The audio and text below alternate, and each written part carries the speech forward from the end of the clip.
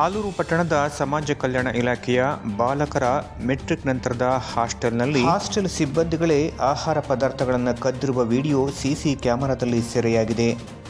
ವಿದ್ಯಾರ್ಥಿಗಳಿಗೆ ಸರಿಯಾದ ಆಹಾರ ನೀಡುತ್ತಿಲ್ಲ ಎಂದು ಪೋಷಕರು ಹಾಸ್ಟೆಲ್ ವಾರ್ಡನ್ ಅವರನ್ನು ತೀವ್ರ ತರಾಟೆಗೆ ತೆಗೆದುಕೊಂಡಿದ್ದಾರೆ. ಹಾಸ್ಟೆಲ್ ಅನೈರ್ಮಲ್ಯದಿಂದ ಕೂಡಿದ್ದು ಹಾಸ್ಟೆಲ್ ಆವರಣದಲ್ಲಿ ಕಸದ ರಾಶಿ ಬಿದ್ದಿದೆ.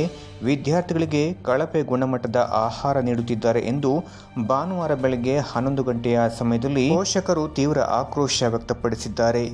ಈ ಹಿಂದೆಯೂ ಸಹ ಇದೇ ಹಾಸ್ಟೆಲ್ನಲ್ಲಿ ಕಾರಿನಲ್ಲಿ ಅಕ್ಕಿ ಹಾಗೂ ಮತ್ತಿತರ ಪದಾರ್ಥಗಳನ್ನು ಕದ್ದು ಒಯ್ದ ಪ್ರಕರಣಗಳ ಸಂಬಂಧ ವಾರ್ಡನ್ ಸಸ್ಪೆಂಡ್ ಆಗಿದ್ದರು.